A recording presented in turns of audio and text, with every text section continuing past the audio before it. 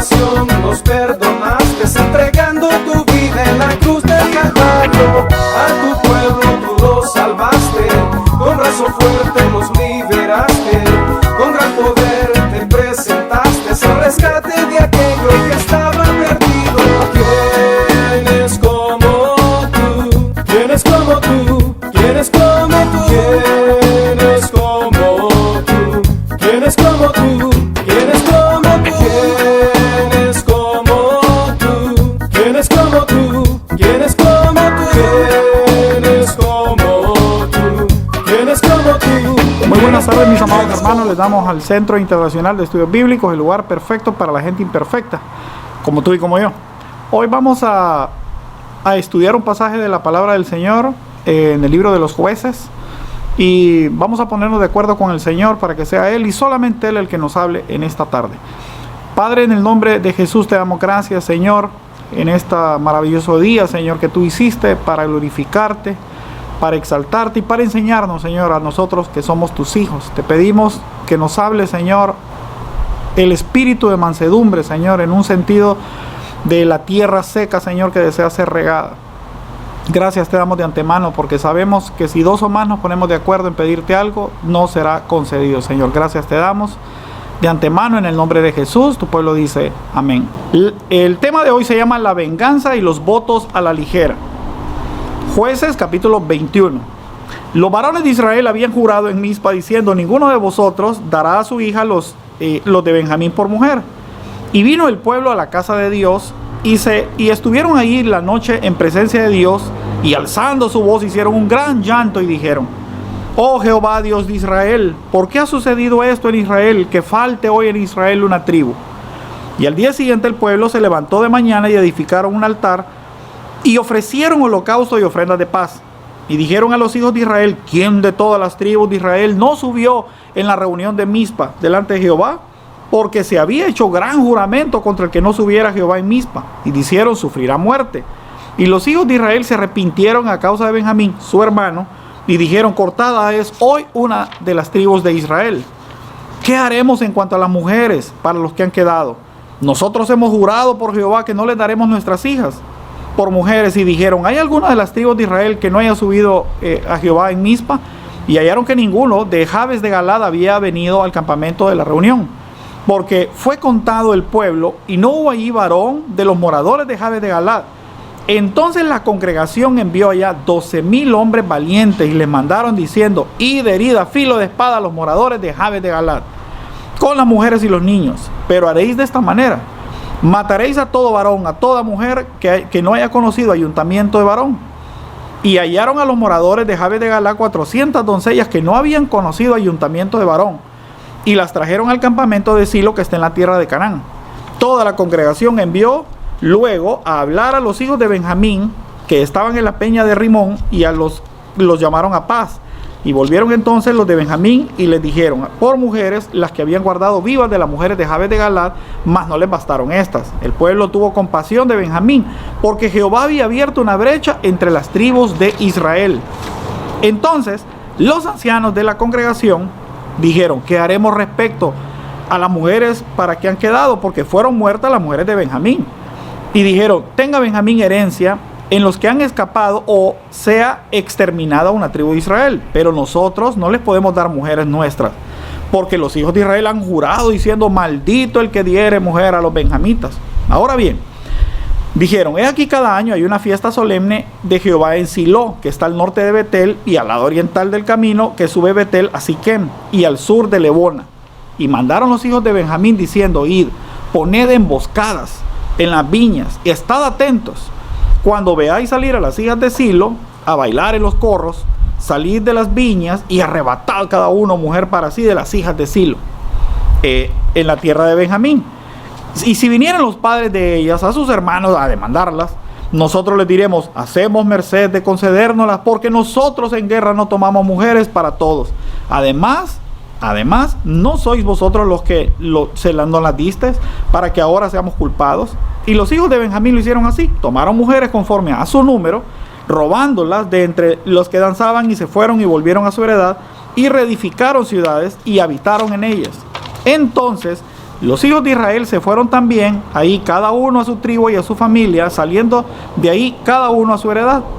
Y en estos días no había rey en Israel. Y cada uno hacía lo que bien le parecía. La depravación del pueblo de Israel estaba ya fuera de control. A diferencia de cuando comenzamos nosotros el libro de los jueces, Israel tenía muchos líderes, ¿se acuerdan ustedes? Bueno, solo para hacer memoria, muere Moisés, pero es que viene Josué y estaba Caleb. Y de ahí le siguieron grandes líderes, grandes jueces, ¿verdad? Como Débora, y así sucesivamente fueron heredando, y ustedes ven una constante. Dice que cada vez que iban a la batalla, por ejemplo, se sumaban todas las tribus de Israel a la batalla, etcétera, etcétera. Pero, ¿qué pasó? El pueblo se fue adaptando, se fue permeando de todo el pecado que había a su alrededor y fueron abandonando al Señor una, otra y otra vez. Y cada vez que lo hacían, se metían con los dioses, se metían con las mujeres del pueblo. Bueno, hicieron exactamente todo lo que Dios les prohibió. El libro de Jueces, en esos 450 años que dura el libro de los Jueces, nos narra la decadencia moral del pueblo de Israel. Ahí está. Toda la decadencia moral de Israel está en el libro de los Jueces. Ustedes ven cosas terribles, escenas terribles en ese libro, ¿verdad? Donde vemos asesinatos, donde vemos idolatría, donde vemos un pueblo que hacía lo que quería, donde se traicionaban, donde se invadían, donde hacían todo lo que Dios no quiso para ellos. Es extraño, ¿verdad? Que hoy vemos constantemente cómo le echan la culpa a Dios de todas las cosas que pasan, ¿verdad? ¿Por qué mueren los niños en África? África era un paraíso. ¿Por qué murieron niños asesinados en Estados Unidos? Porque un loco, ¿verdad?, agarró un arma y se fue a matarlo. O sea, ¿qué culpa puede tener Dios en toda la maldad del hombre? Es el hombre que no quiere aceptar su responsabilidad moral y ética que tiene en todos los actos y en las acciones que comete, ¿verdad? Hoy tenemos el calentamiento global. ¿Y saben qué es lo que dicen? Dice, el calentamiento global también es causa de Dios, ¿verdad? Porque si Dios pudiera cambiar el clima, y empiezan a decir unas cosas, pero óigame, si somos nosotros los que estamos depredando los bosques, tenemos en extinción más de 400 especies de animales en este mismo momento. Entonces, así es el hombre, es irresponsable, comete sus daños y nunca quiere hacerse cargo de todo el efecto que causó.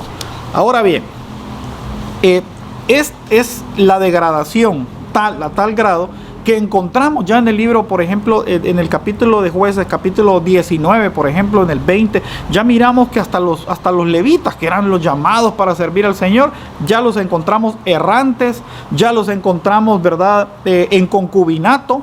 Lo explicaban en la clase anterior.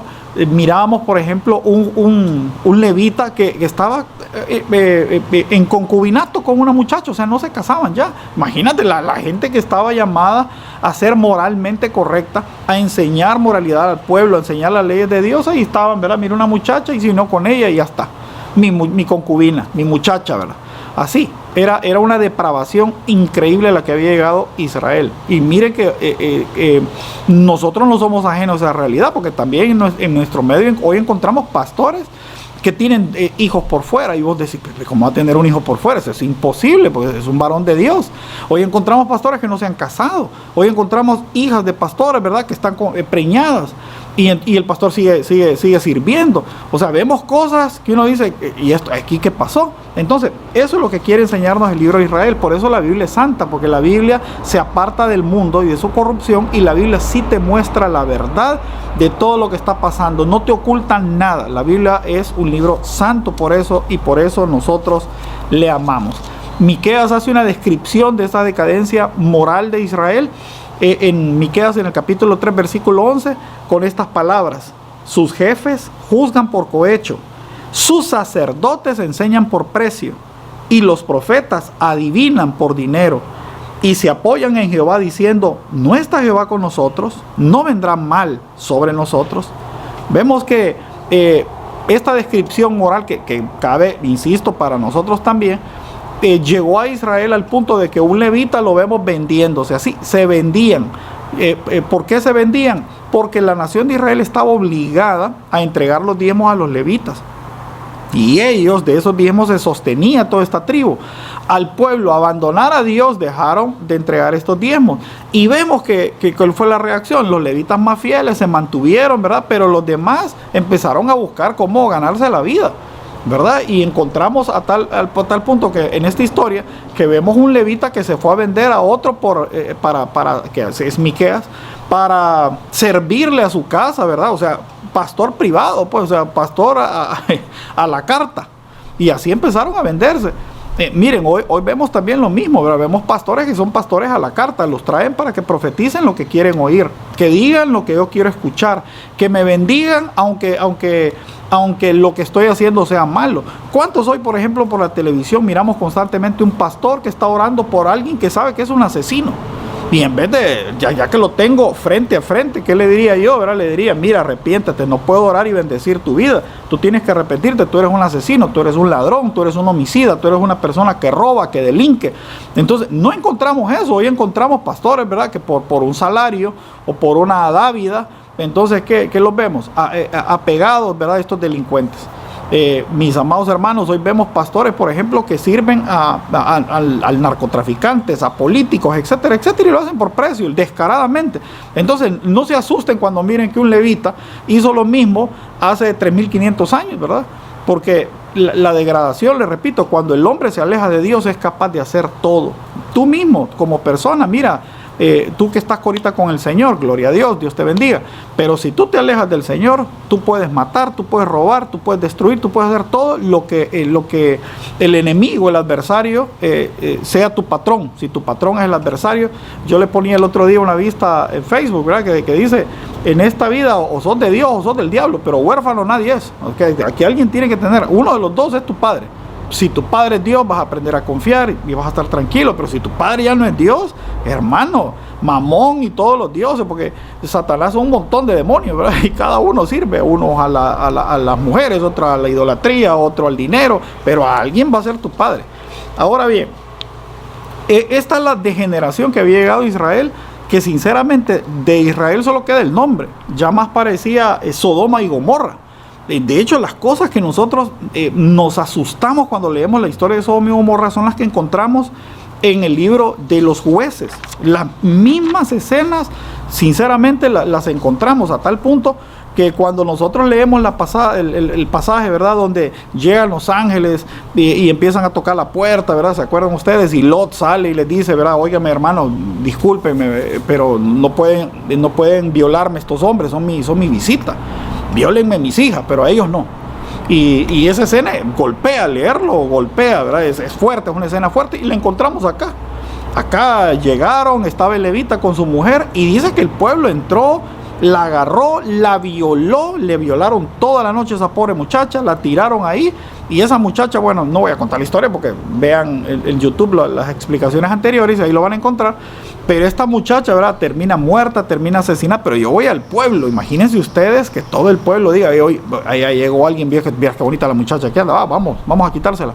Y fueron y se la quitaron y la violaron. Entonces eso muestra la depravación de una nación, lo bajo que habían caído ya como nación, o sea, la depravación que estaba en Israel, una cosa horrible. ¿Cómo termina esta muchacha? Siendo picada, desmembrada en 12 partes. Y el levita que conocía la Biblia, a pesar de que era un desastre, pero conocía la Biblia, dice que agarró las 12 piezas y las puso en las 12 tribus, un pedazo en cada tribu. ¿Por qué hizo esto? Bueno, es sencillo, ¿verdad? Porque Dios hace responsable de la sangre que se derrama en cada suelo. Entonces él quería que todo Israel fuera responsable de la muerte de su mujer. Entonces por eso puso una pieza en cada lado. La respuesta de Israel la vemos también en el capítulo anterior. 400,000 hombres, óigame bien, indignados, ¿verdad? Imagino que cuando escucharon la noticia horrible, mujeres violadas toda la noche y luego es desmembrada, entonces la noticia les conmovió, se unieron después de muchísimos años que ya no se unían, y 400,000 hombres se van a la guerra contra una sola tribu. El resultado final fue una matanza en todo lo que da. Mataron mujeres, mataron niños, mataron ancianos, mataron hombres, mataron todo lo que se movía. Y apenas quedaron unos supervivientes. Y esos supervivientes, ¿verdad? Eran unos muchachitos ahí que quedaron ahí de la tribu de Israel. Y este acto desbordado, porque es un acto desbordado, que ellos entendieron que lo que estaban haciendo era un acto de justicia, no era un acto de justicia. Y de eso es lo que vamos a hablar hoy. Lo que ellos hicieron se llama venganza. Venganza, y la venganza no es justicia. La justicia es darle a cada quien lo que corresponde. Eso es la justicia en la Biblia, darle a cada quien lo que corresponde. Un padre merece el respeto de sus hijos, el amor de sus hijos, ¿verdad? La honra de sus hijos. Un esposo, dice la Biblia, merece el respeto de su esposa. La esposa merece el respeto y el cariño de sus hijos. Una nación merece sus conciudadanos. Y así cada cosa vos das lo que corresponde a cada cosa. Eso es la justicia. Ellos no estaban haciendo un acto de justicia, es un acto de venganza. La palabra venganza significa nakam, que es rencor, castigo. Que vemos, es lo que estamos viendo en esto. ¿Qué era el acto de justicia que ellos tenían que haber hecho? Bueno, perfecto que se unan las 12 tribus, ya que los hicieron responsables de esto. Bueno, que se unan las 12 tribus y capturen a los culpables. Eso es un acto de justicia, ¿verdad? Darle a cada quien lo que se merece. ¿Quiénes merecían este castigo? Esos personajes que fueron y violaron a esa muchacha. Ellos eran los que tenían que ser capturados y juzgados. Pero no sucedió así. Yo le hago una pregunta. ¿Usted le parece que ellos actuaron con cordura? No, ¿verdad? Para nada, ¿verdad? Actuaron totalmente desbordados por la ira, Hay otros ejemplos para poner en contraste en la palabra del Señor donde vemos un acto de justicia, ¿verdad? La diferencia entre la justicia y la venganza. Yo encuentro, por ejemplo, siempre para mi propia vida, la vida del rey David. David era un hombre que era justo. Cuando era hijo de su papá, era obediente. Dice que él tenía hermanos y los hermanos se quedaban en la casa. Y él, que era el menor, lo mandaban a trabajar y él se quedaba toda la noche cuidando las ovejitas. Cuando los lobos querían comerse las ovejitas, los leones querían comerse las ovejas, los osos querían comerse las ovejas, David los enfrentaba. Aún siendo un muchachito, él los enfrentaba con valentía para honrar a su papá.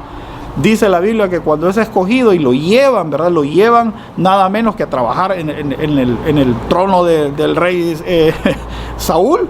Dice la Biblia que Saúl lo ponía de músico, lo ponía de soldado, y él siempre fue un buen soldado, siempre fue, y todavía le decía, trae el arpa y cántame una canción, se la cantaba. O sea, era un muchacho que hacía todas las cosas como debía. ¿Y sabe cuál fue lo que le pasó?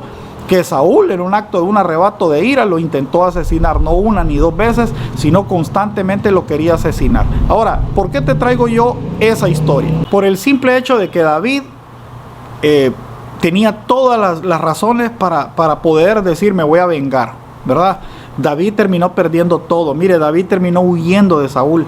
Terminó perdiendo su casa, su familia, todo lo perdió. David, dice la Biblia, que terminó viviendo en una cueva, la cueva de Adulam. Allá vivía junto con todos los despreciados de la sociedad. David termina tirando saliva allá en la tierra de los filisteos. O sea, alguien que tenía razones para poder vengarse y no lo hizo. David, ¿sabe qué hizo? Huir de Saúl. Y en una ocasión lo llegó a tener acostado. Dice la Biblia, ¿verdad?, que hasta le tomó su propia espada. Se pudo haber vengado, siempre pudo haberlo hecho, pero David siempre dijo, ¿verdad?, no puedo tocar al ungido del Señor.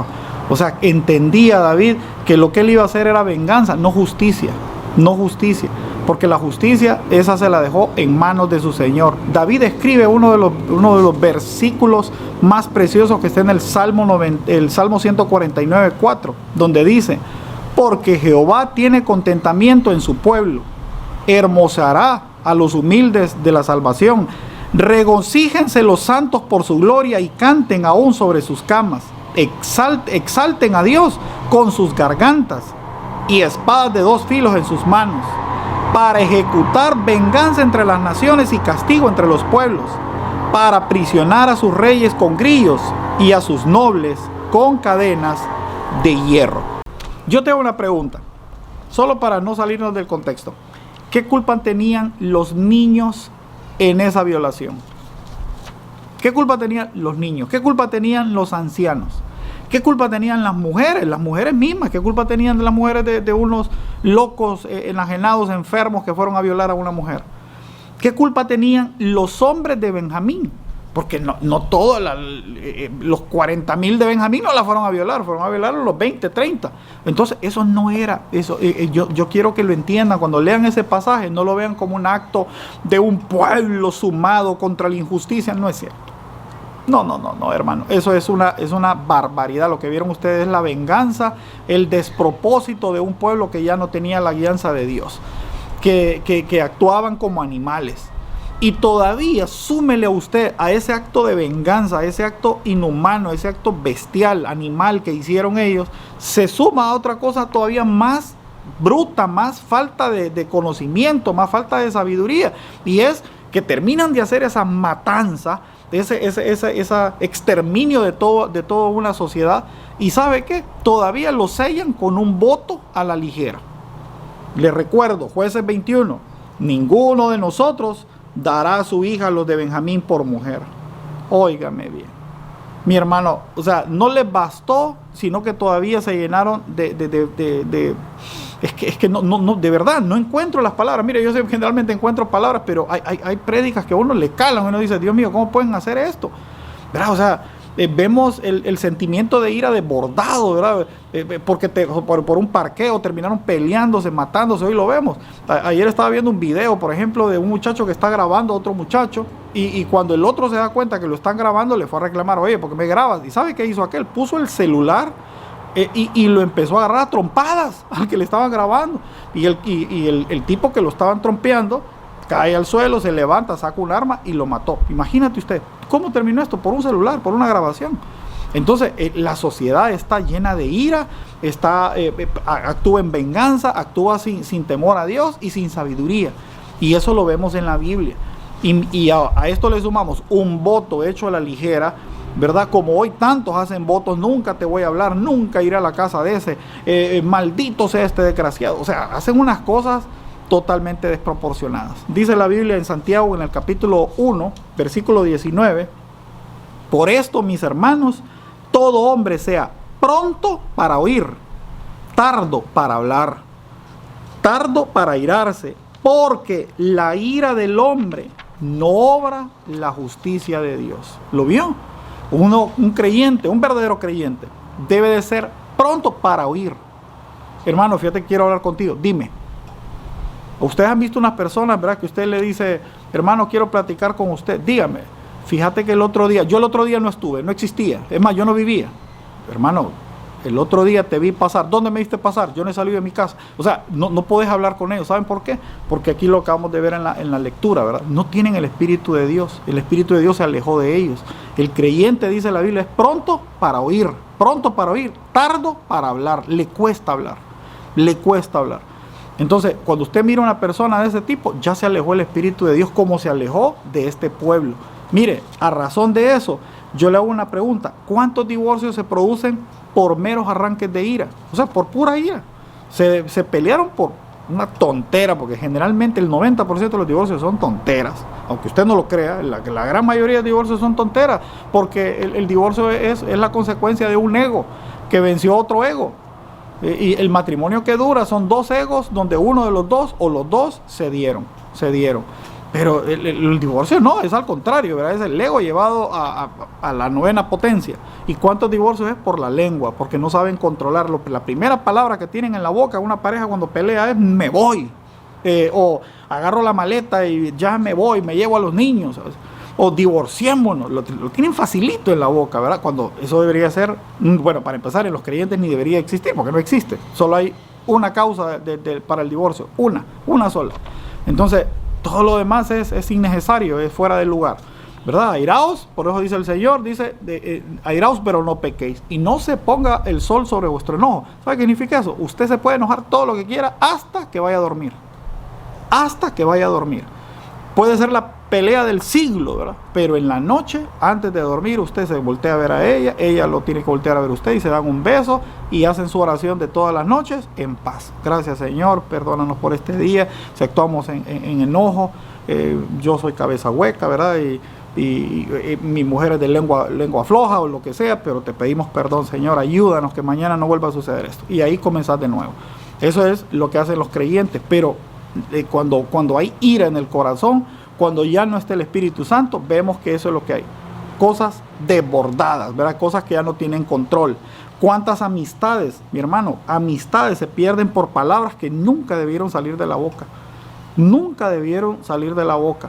Entonces debemos de controlar la lengua, y eso es lo que está diciendo Santiago 1:19. Un creyente debe de ser pronto para oír, tardo para hablar, tener frenadita la boca. Mire cuántos traumas en el corazón de un niño por no saber controlar la lengua. La lengua. Entonces estos hombres hicieron un voto porque no controlaron sus lenguas. Y no estoy hablando de una persona, estoy hablando de 11 tribus. O sea, era una gran cantidad de hombres, pero ya no había sabiduría, ya lo leímos, ¿verdad? Y ¿cómo termina este libro? Diciendo, cada quien hacía lo que quería. O sea, de verdad ya Dios los había abandonado por completo. Ellos se alejaron tanto de Dios que ya ni sabían cuál era el camino de regreso. Dice Santiago capítulo 3, versículo 5. Así también la lengua es un miembro pequeño, pero se jacta de cosas grandes. He aquí cuán grande bosque lo enciende un pequeño fuego. La lengua es un fuego, un mundo de maldad. La lengua está puesta entre los miembros y contamina todo el cuerpo. Inflama la rueda de la creación y ella misma es inflamada por el infierno. Porque toda naturaleza de bestias, aves, serpientes, seres del mar se doma y ha sido domada por la naturaleza humana. Pero ningún hombre puede domar la lengua, que es un mal que no puede ser refrenado.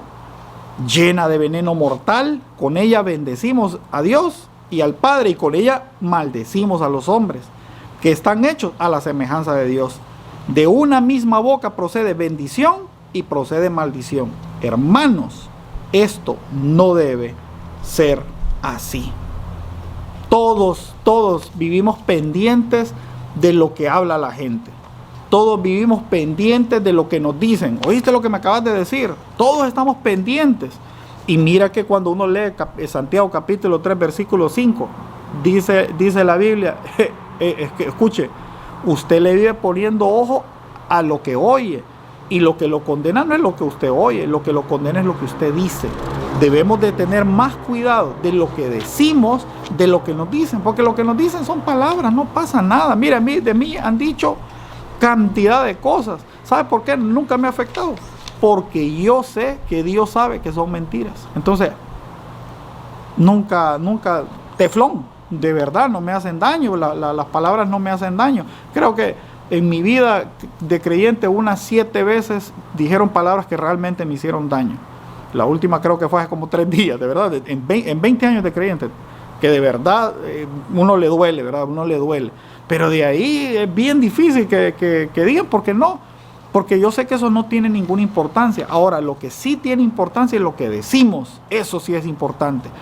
¿Por qué? Porque eso sí nos condena. Jesucristo dijo, cuando estaba un día llamando a la multitud, ahí en Mateo 15:10, dice, llamando a la multitud les dijo, oíd y entended, no lo que entra en la boca contamina al hombre, mas lo que sale de la boca, eso contamina al hombre.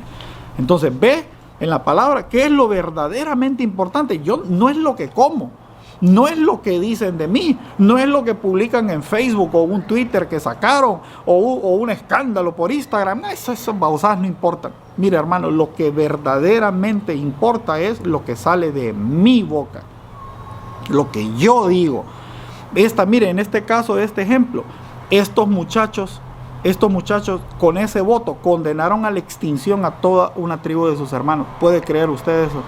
O sea, primero actúan en ira y cometen una extinción, ¿verdad? Un asesinato de toda una tribu, solo por una muerta, que debía justicia.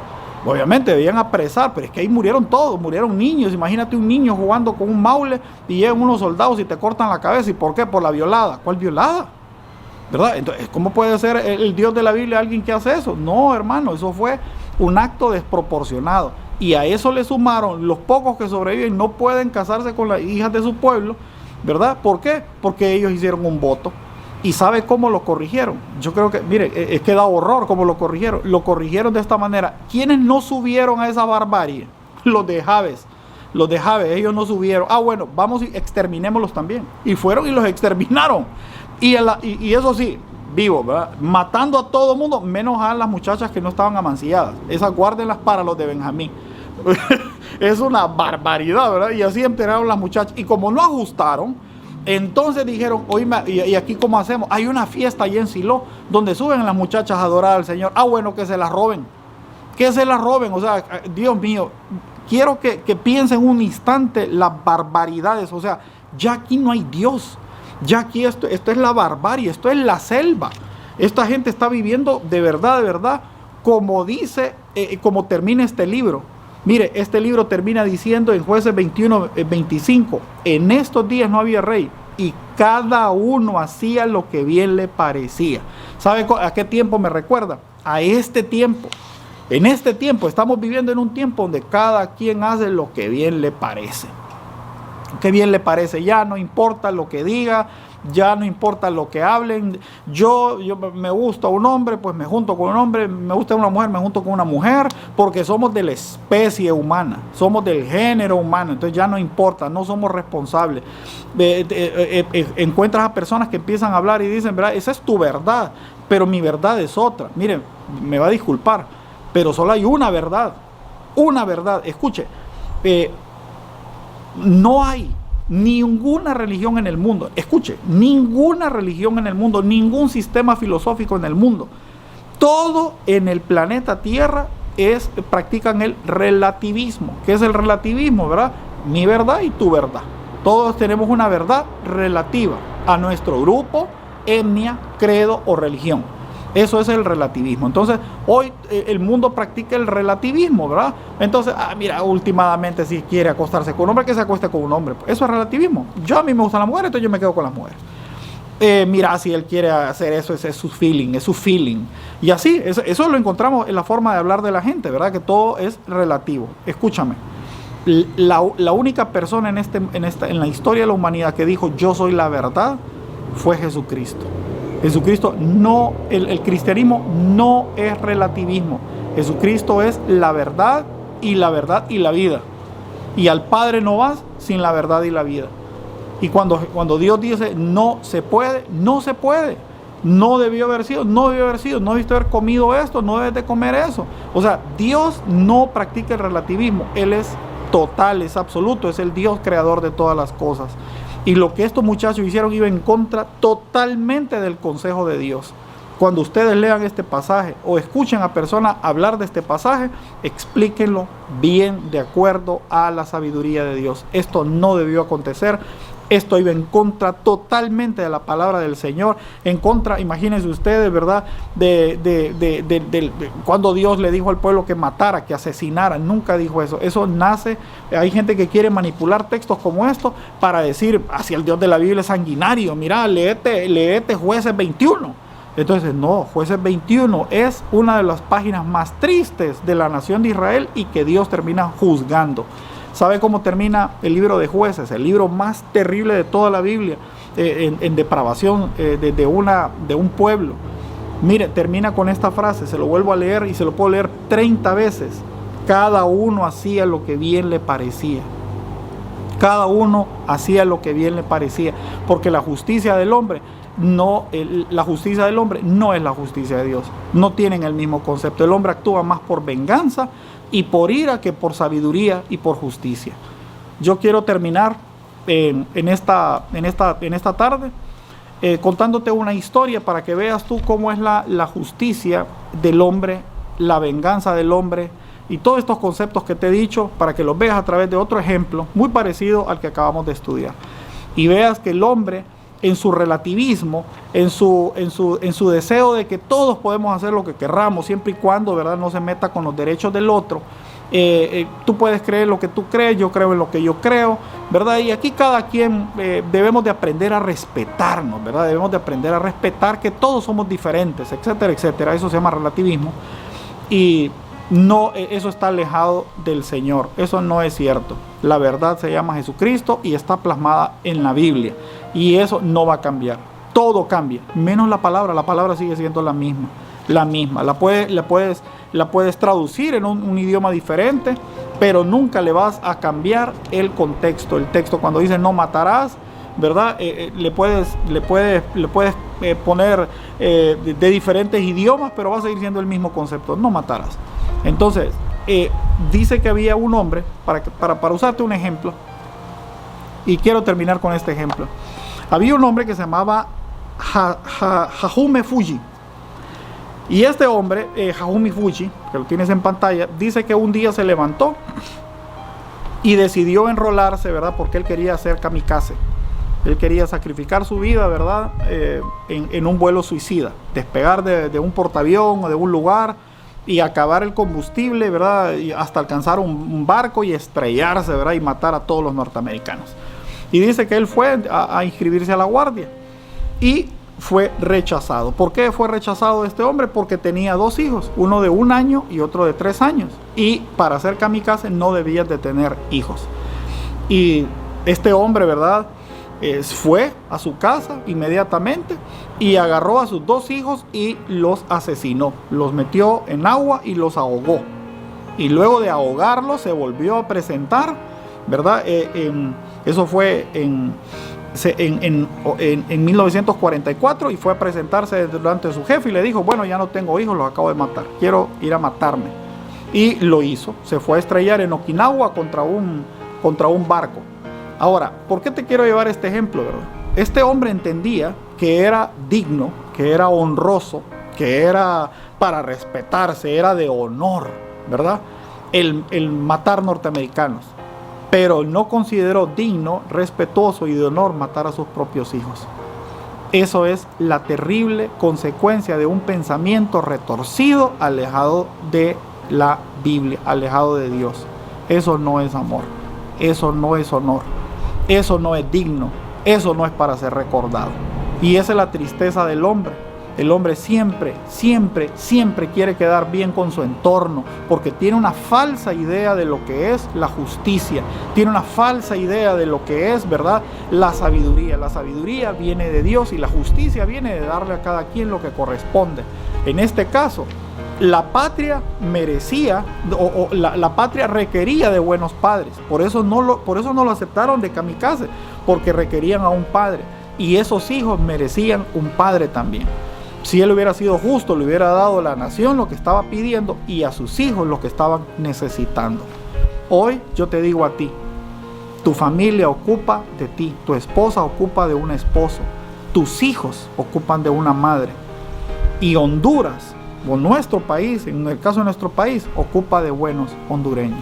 Cada uno hagamos bien en el entorno que Dios nos puso y practiquemos la justicia, que eso es lo más importante. Que es la justicia, te repito, darle a cada quien lo que corresponde. Y a Dios le corresponde tener buenos hijos, porque Él es un buen Padre. Padre, en el nombre de Jesús te damos gracias en esta tarde, Señor. Padre, tú nos enseñaste el camino de la justicia, Señor. En la justicia, Señor, tu palabra dice, Señor, que el pecado, Señor, trae muerte. Y tú viniste por esa razón hace 2000 años a morir en el madero por nosotros, para darle al Padre lo que corresponde, el precio del pecado, y tú pagaste ese precio por cada uno de nosotros, Señor. Nos hiciste libres de pagarlo nosotros, y hoy lo único que tenemos que hacer, Señor, es darte gracias y honra por aquel acto de justicia que tú hiciste por nosotros. Padre, pero tú mereces hijos e hijas dignos de ese sacrificio. Permítenos, Señor, a través de nuestras vidas, darte un regalo, Señor, que es un testimonio, fruto de labios que confiesen tu nombre, vidas dignas, Señor, transparentes, en la cual puedan ver a tu Hijo en nosotros. Gracias te damos por esta palabra y gracias por lo que hiciste en la cruz. Y en nuestra vida, Señor, sea un culto racional, un culto pensado, Señor, que te honre en todos nuestros actos. Y te demos gracias, Señor, en espíritu y en verdad, en el nombre de Jesús. Tu pueblo dice amén.